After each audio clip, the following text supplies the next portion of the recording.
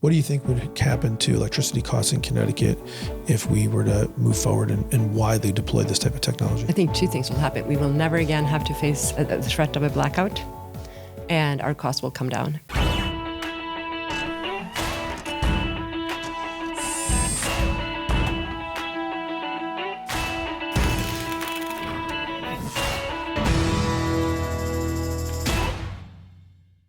Just a quick reminder for you to like, subscribe, and rate this podcast so we can get your feedback and know how to make it better. Hey, it's Ari. Welcome to an exciting episode of the Made in America podcast. I'm with Christina Lampe-Onnerud, the CEO of Cadenza Innovations. Christina, thank you so much for coming on today. Thank you. Very excited to have you on. We've got a really new and exciting and innovative company that's doing something really interesting, not just sort of in manufacturing and creating something new, but also impacting all the manufacturers that listen to this podcast. So I think it's kind of an interesting, a show that's got so many different layers. So I'm just really excited to get into it. But I got to start off with the same two questions. What do you make and why do you make it? Thank you. Thanks first for having me. You're welcome. So Cadenza Innovation is an energy expert company on battery storage with software that is basically attached that can communicate with the grid, regardless if it's fossil fuel or solar or geothermal or wind. So it sits as a node on your grid point. I'm sure we'll talk more about this. It helps you lower the energy cost and it makes you more sustainable and have more resiliency. I started the company because I saw this whole opportunity of change in an energy paradigm. And energy sovereignty is really, really important. And it's a top strategic issue also for the state of Connecticut, for the United States, and for many countries around the world at this point. So you saw that problem and decided, I see a global problem that seems very tall and insurmountable, and you said, let's go get it? I must climb this mountain. I Indeed. must climb this mountain. That's exciting. Yes. And so, I guess let's start with the first thing. What sort of gave you the chutzpah, the energy, the belief that this was a mountain that you could climb and that was worth climbing? Yeah. So I started a company in 2005 that was reasonably successful. We had over 1,000 employees operating in 9 jurisdictions globally, and I exited the company. So with that, you get a little bit of cash. Yes. And you feel like, oh, that was fun. And then my general inspiration was the team came back and it's like, man, that was so much fun. And we were behind the scenes. We were a little understated, but we were the first battery to power a laptop across the Atlantic Ocean from the United States with HP, followed by Lenovo and Asus Tech. We went into GM with a Saab 9.5 car. We had an EV on the auto show in 2009, which was acquired by the Chinese ultimately. But we did some cool things. I've had innovations on the moon, and it has always been like these crazy things where people say, oh, I can't do it. And somehow those mountains, it's like Mohammed says, you can't, the mountain won't come to you. So I have to go there. That's right. But I think it's important. And I had the privilege of coming to Connecticut through Ray Dalio and Bridgewater, where you have a little bit of a garden year. You can think about new ideas, but you can't compete with your company when you sell it, as I'm sure you know. So I worked with Ray. I had a chance to meet a lot of experts in all kinds of markets.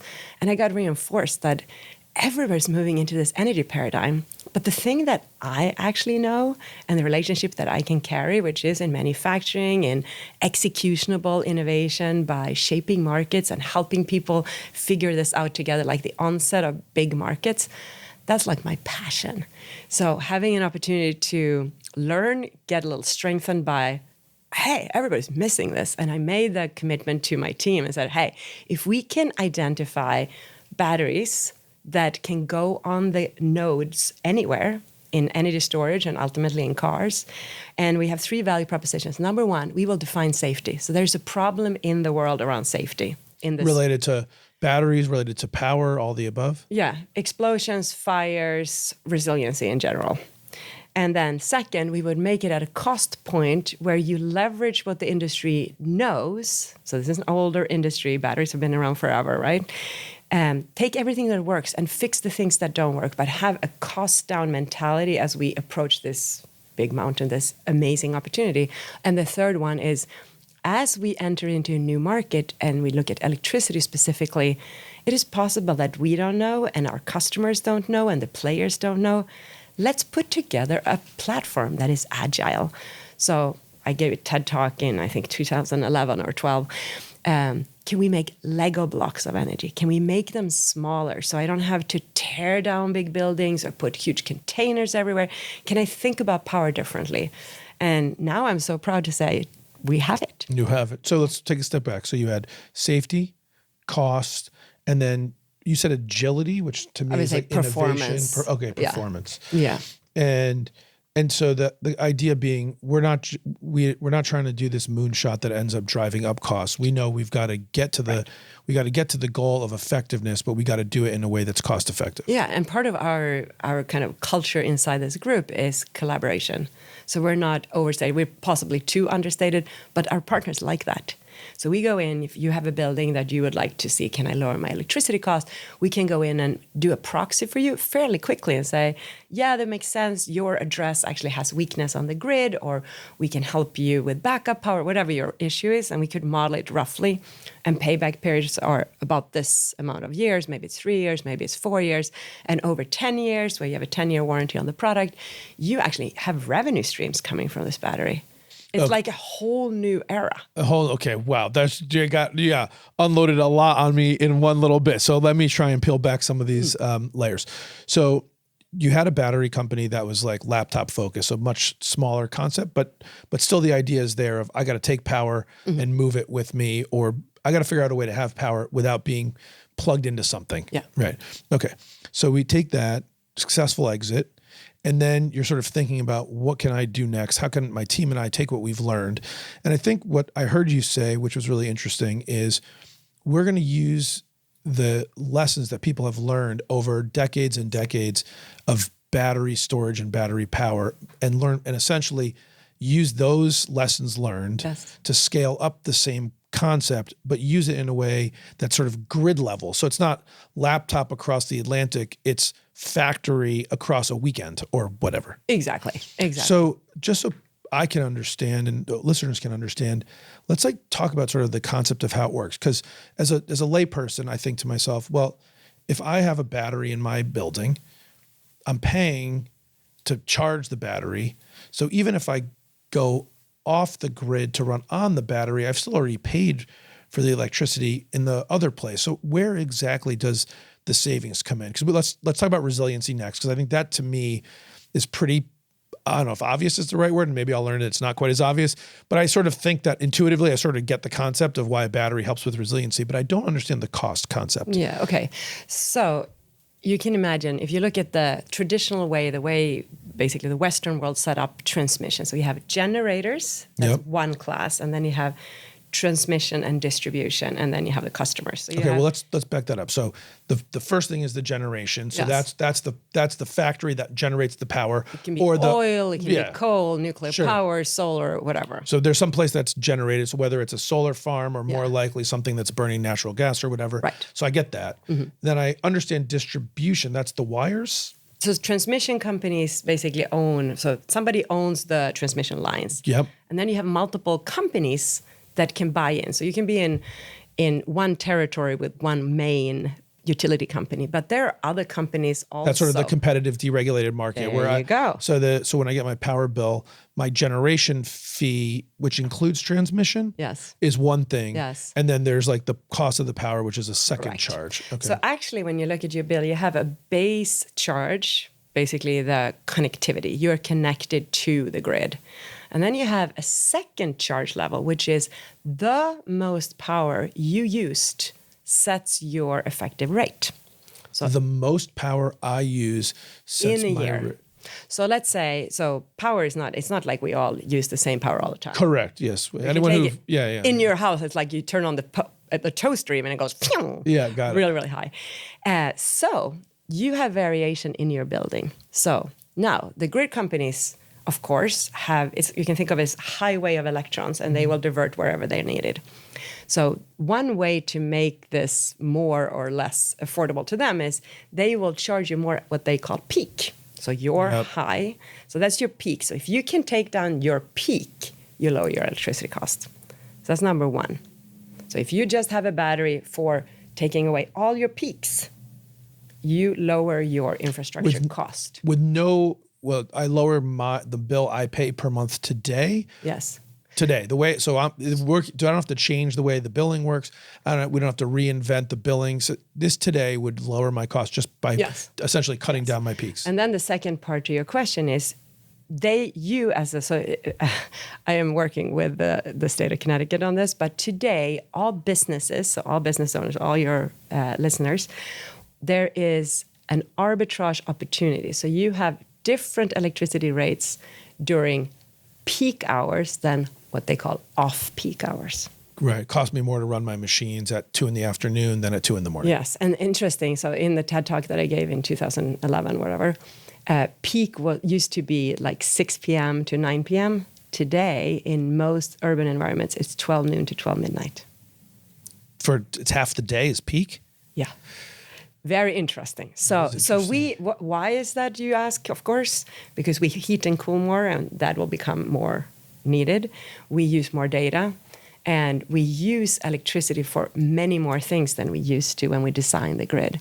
Well, listen, just as a quick side note, preparation for this, I went back and was looking at, because I'm one of those people that saves this information and spreadsheets it, but went back to look at power utilization, and we are using more power consistently in the same month over the previous year, every year for the last 10 years. Like it doesn't go down. It doesn't even stay the same. And I tried to level out looking at, I knew we probably used more going into COVID. We were home more. And then over the last 10 years, life has changed. We had 2 people. Now we've got 2 children along with us. And so, but it just doesn't seem to matter. We're just constantly using more stuff. And I was just trying to think back and realizing that, we've got more phones, we've got more iPads, we've got more connected devices, we've got, security cameras that talk to online all the time. We've got Nest thermostats and and all these like little things add up. So I think, and at work, as I'm sure the same way, right? Like I'll go around and look at people's offices, and you're using 3 monitors instead of 2, or 2 instead of 1. You've got your phones are using the power because we're not using those old digital phones anymore. So all these little incremental things add up. And even higher impact, you use data server farms, which are energy so intense. We never really talk about this. So I think it's actually, sometimes it's good to know why. So the more data you use, somewhere where you place these data farms is really, really important. Yeah, and I just happen to be in that data field, so I know about that, but I don't think people really appreciate, they think, oh, we're in the cloud, so we don't have our servers running. Right. But the level of heat, first of all, the servers themselves use a ton of electricity, and they generate an immense amount of heat, which then means the data center providers have to spend yet more money to cool down the server farms. So you're sort of getting like a double whammy on that, and it's intense. Yes. Yeah. So anyway, a lot more power being used. Got it. That's right. And so the idea here is you can use the batteries to cut down the peak. You can, and you can cut down the peak. That's one value stream. The second one is load shifting. So depending on how you operate, and so we have software and hardware, and I think that's actually also interesting at this time. We're also now a contractor ourselves to make sure it gets right at the first time, so you don't have to call in 50 people and everybody takes a little cut, because my number 2 in this is affordability. So if you have too much complication around this, it doesn't really work. So that let's go back to the vertical integration comment, because I think it's interesting, but let's stick on the cost share for a second. So when you observe, so for example, you can take it in a house because it's easier to understand. So if I gave you an app, so if you install my battery, you have an app, and then you will see literally, okay, you'll have access basically, and you will see, oh, look at that, our peak is between 6 and 9. Most families run like this still. What if I now show you, now residents in Connecticut does not have differentiated rate.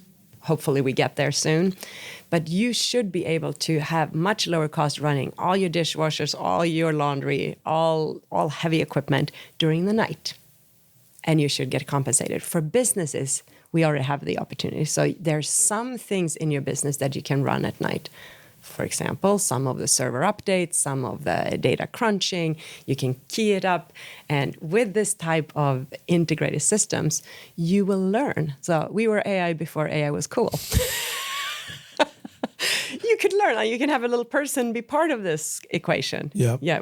so AI is not exactly taking over, as I know, you know. Yeah. You need a person to make this judgment. But to me, it's also, I will hopefully help revolutionize the digitization of energy. Like, Let's take one step back on this, though. Is one of the values of the battery to say that I wouldn't have to time shift my work, but during the peak when I needed it, instead of going to the grid, I go to my battery. So my grid pull actually goes down, and then I can just, so essentially I can, instead of having to do all the hard work, and listen, some things you can't arbitrage. If I'm trying to run my, if I'm trying to run my factory machines, I can't, you know, just run them at 3 a.m, but I could charge my battery at 3 a.m. Exactly. and then run off the battery. Then you run peak. down your peak and you have a loader. There's another very interesting aspect, which is the government now is recognizing our grid is not able to basically satisfy the demand. And a couple of Christmases ago, we were really close to a blackout in Connecticut. In Connecticut. So it's not even like you can imagine what was running. So that's how close we are to edge. So therefore, Connecticut policymakers have put a program in place called demand response. So when you have a battery, when you are the owner of the battery and it sits with your meter system, you can shift it 3 ways. You can basically say, when the grid is going to be weak, I allow the grid to pull, and you can set the percentage. I always want to reserve a 20%. I want to sell as much as I can. And you can go in manual and say, like in my house, if grandma is coming, I want it to be cool and nice for her. But otherwise, I will tell my kids to just Deal with it. Have some more water, and you make real money on this. So you share, and it's cheaper for the government to allow participation by businesses and private citizens. Very, very important. Than to build new infrastructure. So why does a battery mean that I don't need to build more infrastructure? Because instead of wasting the power, I save it? Yeah. So what happens today when the power isn't used? It goes nowhere. It's like, you can think about it as you have a waterfall. It's actually good.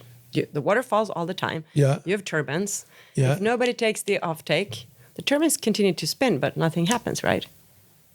If you have a battery, the turbines generate electricity and it sits in the battery. And when you want it, you can pull it from the battery. Or pull it from the turbine directly. You can decide. But that way, if the water levels, But the water continues all the time. So, I mean, this is a very personal question, but I'm just interested, like, the power has to go somewhere, doesn't it? Just dissipates? It just does nothing? Like, it just is wasted. It's wasted. It's so wasted. So if I pull this all the way back to the core, what you're solving is not wasting so much power. It's one of the things I'm solving. I'm also giving you power to manage your costs, because today you have no power otherwise. And the other thing is also interesting, as we are worried about climate change and we invite more solar and geothermal and sustainable generation. Right. We recognize that generation is only available at certain times, like wind is mostly during night, solar is mostly during day. Yeah. But we need power all the time. Right. So you have what is called intermittent power then. So you smooth out the curve. And in my book, we're kind of lucky in the United States because our infrastructure is aging out. We typically have a useful life of 47 to 70 years or something like that. And we are basically at the cusp of having to decide, should we invest in the old paradigm or should we go to this new paradigm where you have everything that is working in the old paradigm, fossil fuels, let's use it, make it more efficient. And for example, when you have a peaker plant, so those were a what? A peaker plant. That's a fossil fuel plant that ramps up and down and try to respond to you, like a generator at your house. Okay. So you have an outage, and you'll hear it, and then it goes, right? You pay for it, by the way, when you test it on your generator, and not always it works. But anyway, I have one too. Then it ramps up. It releases a lot of CO2. It's a lot of inefficiency. But once it hums, it's quite good. But if you go up and down for small things, say a few minutes or an hour, barely good. So what we know from macro studies, and I've been involved in a lot of these through World Economic Forum and other and DOE here, If you run your batteries for up to 4 hours, and if it's longer than 4 hours, you should get other sources. It's super economical. Wait, no, now you just introduced a new thing I'm trying to pick up. If you run your battery for more than 4 hours, you can size them, but economically. So you can decide.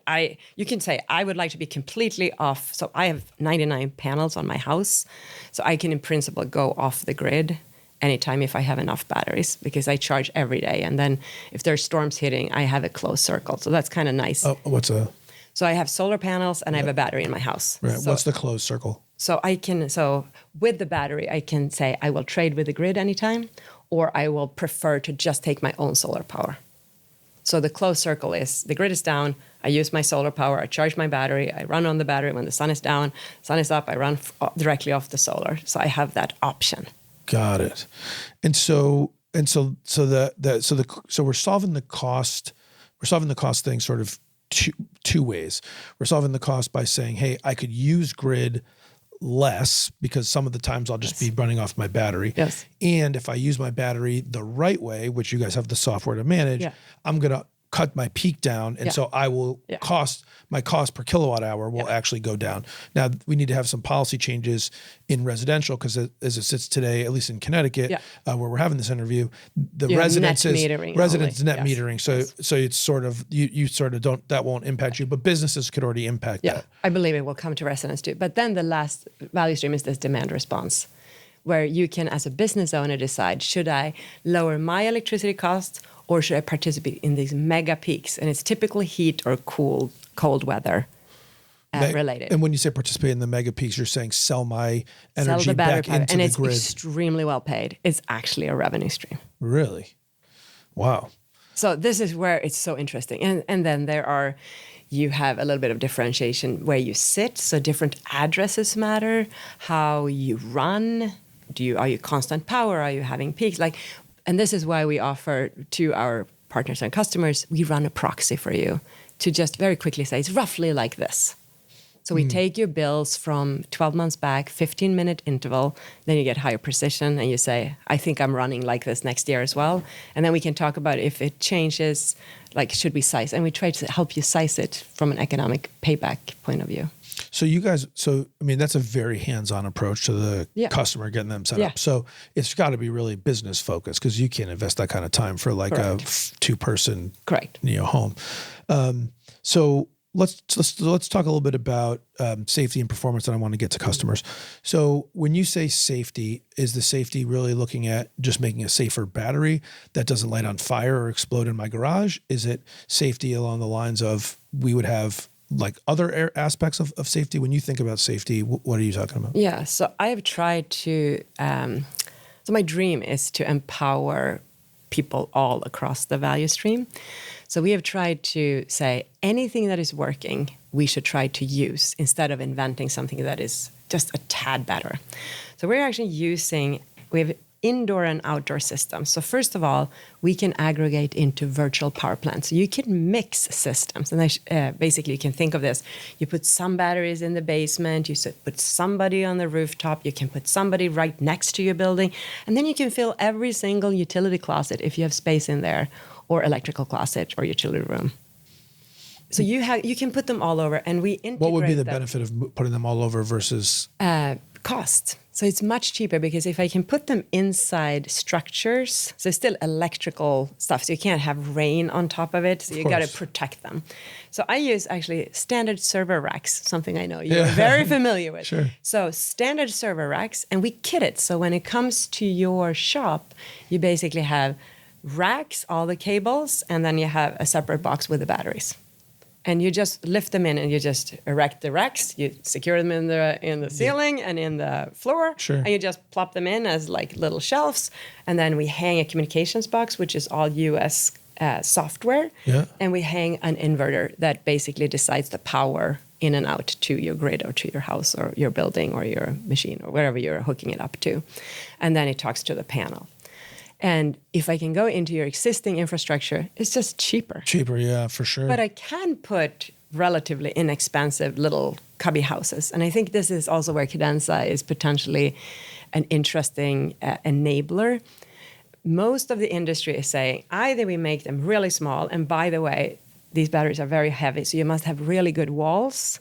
So to me, you immediately say, I don't care about the underprivileged communities, and I would like to go into low income as well, because I think if people are in need, electricity is actually a really big deal. If you don't have electricity, you have no schoolwork, you can't be... No internet, and we have digital and divide. You overheat during that. Sure. It doesn't work.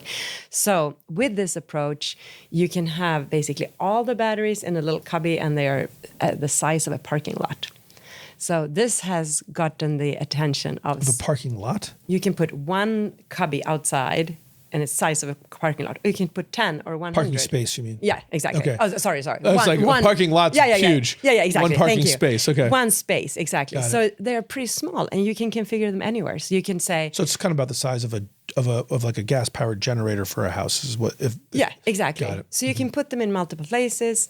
The closer the battery is to point of use, the less efficiency loss. So that's the other thing. That's with everything, right? So, I mean, Yeah. one of the things that I think people don't always think about is, especially when you think about as we've gotten more and more urban sprawl, Right. you're just every mile, quarter mile, foot, inch, whatever, Yes. that you have to move power from the source of generation to the end use. You're just losing it in the form R of square losses. yeah, Yes. exactly. So it's like yeah. like that's super nerdy, but it actually really matters. Yeah. So the point that you can have these distributed through a building next to point of use helps you as a business owner, or you as a homeowner, or you as a municipality. Yeah, and this can also sort of solve the not in my backyard power generation problem, right? We struggle to build new Exactly. power plants, but this sounds like it would allow us to get more out of our existing power plants without having to build many, many more power plants. Yes, and big containers are very ugly. Yeah. Shipping it. Nobody wants them. I can make this, and New York City is very creative around this. They have thoughts around this. Like when it's a little container like this, I could paint it. I can put messaging on it. And I'm thinking for businesses, you can put it in your front visitor lot and say, hey, we participate in lowering the cost for everybody, giving access to everybody. And this is one thing that we do for sustainable Connecticut. Sustainable, yeah. And so going back to the safety component, let's just talk about that Yeah. again. So it's really the focus on making sure the batteries themselves are safe. Is that really the major? Yeah.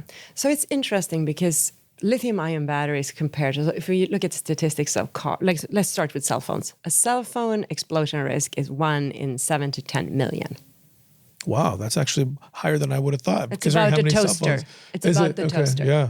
So that's about the risk. Pretty unlikely, but yes. Pretty unlikely, but it happens. Sure. When you take that to EV, it's 1 in 2,000. So the way that, so you have heard of explosion. Wow.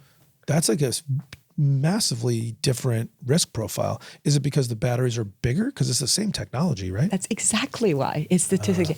But it's interesting to put, so it's roughly the same risk as an explosion of a gasoline-fired car. We have 150,000 car fires in fossil fuel cars in the United States every year. Really? But you never hear about it because we're used to it. Yeah. So it's a little bit of perceived. But to me, it is... So the EV likelihood of fire on a battery is roughly the same as what we've seen for the likelihood of a gas power. Roughly. But the problem is how you put it out. So in my opinion, so when I started this company, Ari, I actually thought I would license this technology to all the EV because we cracked it. We have basically created a battery technology that cannot explode. First principle. Why? Because we never generate enough heat. So we are saying, like, for instance, Whoa. Sikorsky. Yeah. Sikorsky says, like, we will have no failures. Right. That's all good. Right. Each one of your toys is like 600 million. Right. My toys are going to be affordable by low and middle income on Right. like a strategic Wait, so level. how do you have no fires? So I can basically limit the amount. So first of all, I know the failure mode. So 95% of all failures in the field are created by manufacturing error. Very pertinent for this podcast. Yes. So the manufacturer can say, I'm going to screen out for all errors, or I'm going to allow and accept that this is the paradigm I'm in. What do I do now to make sure it doesn't cascade? So we have made a structure, and we own the patents on this, and this is why DOE and the state of Connecticut, everybody's a little bit excited about the company, where we have proven that if you put them into smaller packets and you give thermal conductivity around the battery, so if it gets hot, you lead it away very quickly, and you provide that you basically allow the fuel to be removed from the heating source, you have no chance. And it can't spread to the adjacent cell unit. So we have unintuitive solutions. You have thermal pathways with built-in heat sinks and an insulator between electrochemical units. So you never come below what is called the lower flammability level, which means it can't ignite. It can't ignite, never gets hot enough to sort of get to that combustion place. So that is revolutionary. That is revolutionary. So we've got a cost play. We've addressed the safety issue. So let's talk a little bit about performance. Yeah. So, one of the things that, and this maybe we can get back into the vertical integration is maybe part of it. Why don't we break it down from your perspective? How do you sort of guarantee performance, and how do you think about performance and performance management? Because this isn't it isn't just a plug and play, right? There's some intelligence and some decision making that has to be implemented to really get the performance you want. Yeah, and I think it's very interesting right now. So when you and I first met, we talked about courage. So I think it's very important to say this energy shift is happening. And for those business owners who are courageous would like to participate, you start small. You don't know what 10 years look like. I don't know what 10 years look like, but I will give you data. And the way we have set up this software platform that looks at, like, say, you buy 10 batteries. So not only will you have ID on each one of those batteries, so let's say you did distribute them or you have them together and they go to different panels, you will actually know the data on each one of these individually. That's new. So you get data and we see the same data. So we love our customers. We will talk to you. Hey, how's it going? Did you notice you are basically paid back in 3 years? Have you noticed? And you're now in the revenue generation. Have you noticed? Now, would you like to just continue to collect? Here are some options. Like, how can you think about it? Like, we partner with you. And I think this is ultimately performance. So it's a little bit the humility, we don't know. And we've set up the whole battery solution and the technology and the products themselves as Lego blocks. You can earn it as you go. You can invest as you go. Our state wants us who invest to be the primary beneficiary because the state's obligation is to make sure the grid doesn't fail. And we are very lucky. We have insight in state legislators.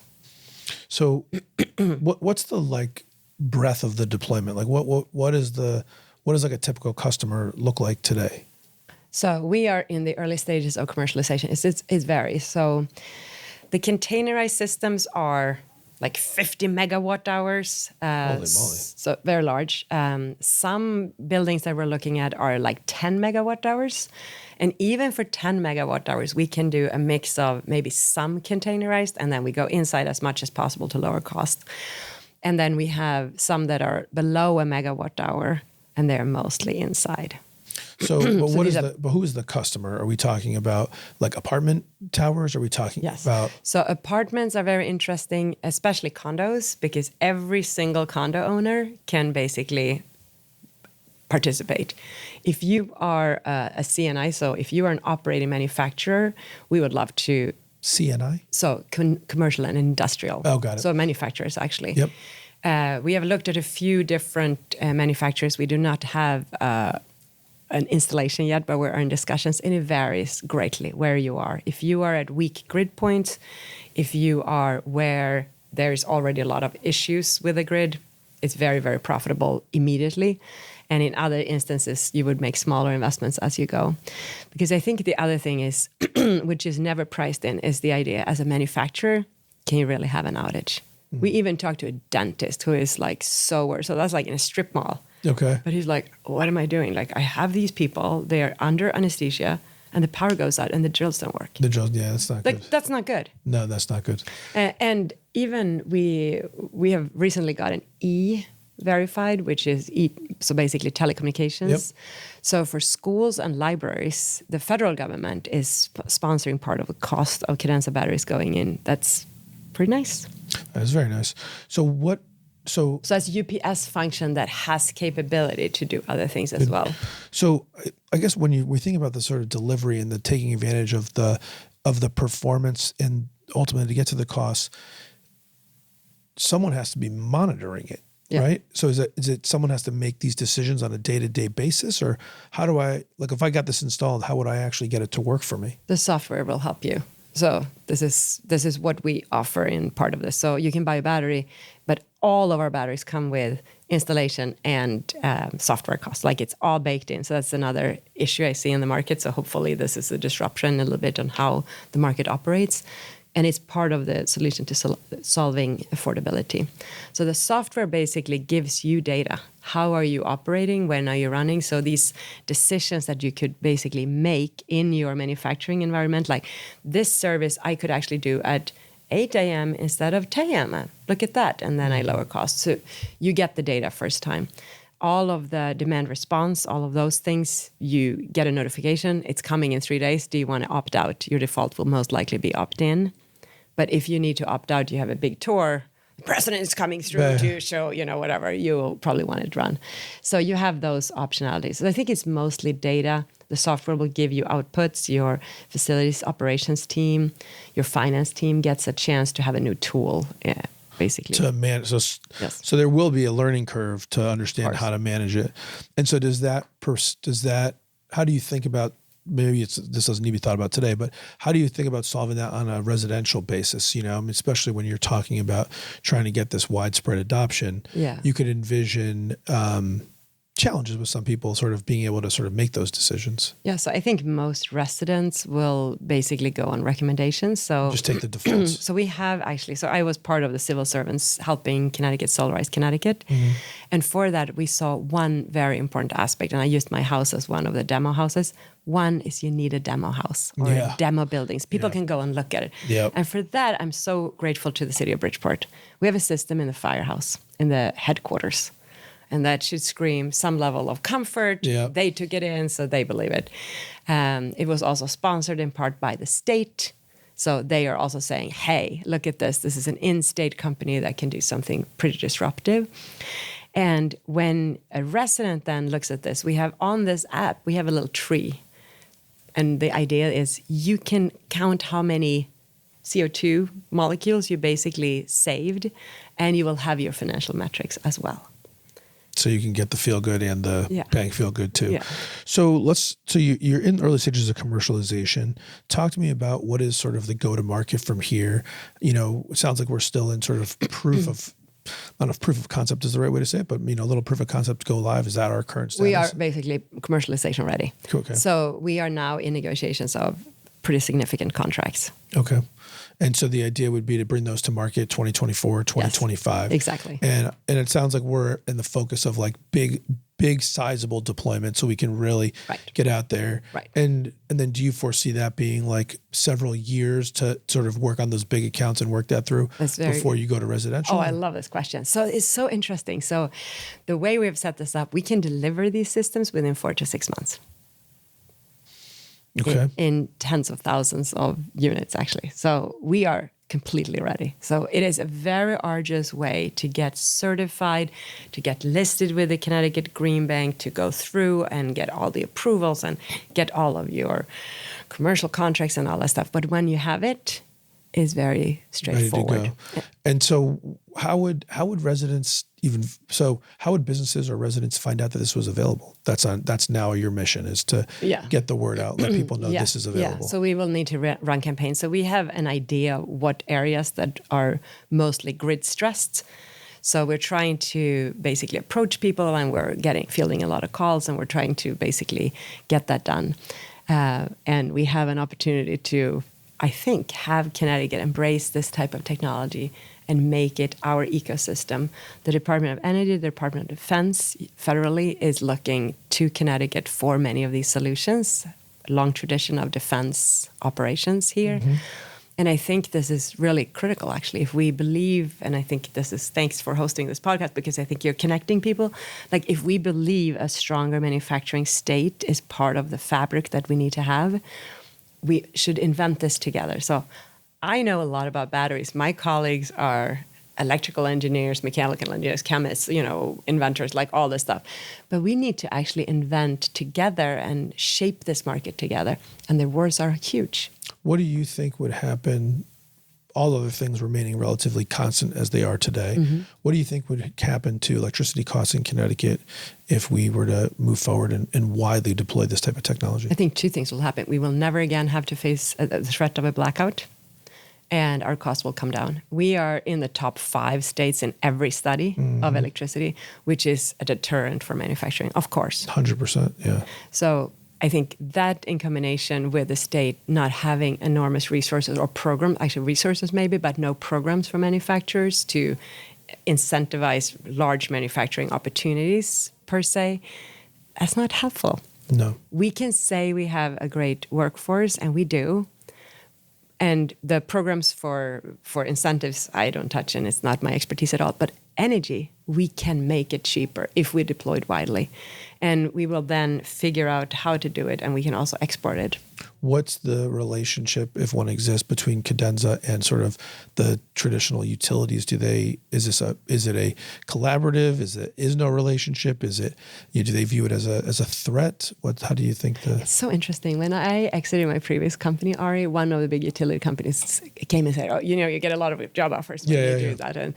And one of them said, "Oh, we would like you to help us think about this." I was like, "That sounds amazing. What are you thinking?" "Oh, we were thinking about the next 30 years." I was like, "No." But I think so we have 2 main utilities here, UI and Eversource, and both are very interested. UI is actually owned by Iberdrola Spain, and the CEO of Iberdrola sat on my committee at World Economic Forum, so that was nice for the future of energy. Sure. And Joe Nolan at Eversource is personally engaged in this and has visited. If you go to our website, you'll see a statement from him already 3 years ago, before we were ready for commercialization. This changes the equation. It changes the equation for the permitting process, because they don't exploit, for the fire brigades that basically have a chance to sign off. But most of all, it solves the economic problem for the business owner. You make the investment where it makes sense, when it makes sense, and you grow as you go. And so if I'm a business owner thinking about this, I'm thinking about, I'm going to prepay 3 years of my electric bill essentially to get this thing set up. And I'm looking at this as a minimum of a 10-year life cycle. Yeah. So I'll make a 3-year upfront investment, and then I'll pay it back over the next 10 years. So when I'm done in 10 years. You will have, in most buildings that we've looked at, you have a complete back, all cash back in 3 years. So I'm back, all my money's back. You make revenue in 3 years. 4. And then year 4, you make revenue, and you're continuing to pump energy into your operations. So starting in year 4, I am getting paid for electricity versus paying for it. And by the way, we have a 15-year warranty. A 15-year warranty. There you go. Well, I mean, that sounds pretty important. Pretty interesting. Yeah. So what do you view as, other than momentum, what do you view as the hurdles to adoption? Like there's this, this to me is a real, it's a paradigm shift in how people think about what they're doing. I think we've, I don't remember if this was pre-show or on the show, but we talked about this idea that, electricity, like many things, sort of grew up in a world where they couldn't possibly envision what was going to happen. Exactly. Where we are today. Yeah. And so you're sort of retrofitting a way to meet the needs of today without having to blow up the infrastructure of yesterday. Exactly. But that is still a paradigm shift for people who grew up thinking all I have to worry about is pay my bill and flip the switch. Yeah. So what hurdles do you see to getting people to adopt? So I think change is hard always. Yeah. So even if it's like, I think what you're trying to do and what I'm trying to do in our social circles as well, like just give it a shot. Yeah. Work with me, help me help you. Yeah. Just dare a little. Start a little smaller. So let's say we calculate on your building that you need 10 megawatt hours. Start with 1 or half. Right.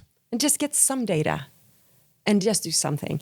And then work, like if you don't like the interface, well, this is the world of software. What do you not like? Oh, you want the tile here for here? Okay. Like, these things we can do very easily. You want data coming off this and learn a little bit, or you just want to try something, or you just want to go with 1 site instead of 10 sites. Just engage, I think, is the call to action. Don't say, oh, I've seen it all before, because you haven't. Like, this is completely disruptive in how we think about things without disrupting what you do. So it enables you to get lower cost, you get backup power, and you get resiliency. And of course, you have to invest a little bit of time to make this work. So if you're a business owner and listening, the first thing to do is Call take me. one step forward and call Christina. There you go. Well, your information will certainly be in all the show notes. Look, this is super interesting, and there's just so much going on. I'm excited to be able to talk to you about this and hear about the steps forward, and now seeing ready for commercialization and going out. It's really, really exciting, Christina. So I look forward to tracking you on it. I'm going to ask you a couple final questions, and we'll wrap it up. Are you ready? Do you have a favorite business book? Actually, John Collins, From Good to Great. Good to Great. Yeah, there you go. If you had to do something, and it could be anything in the world, but it's had to be something other than being the CEO of Cadenza Innovation, what would you do with your time? I would be a musician. Really? Yes. What would you play?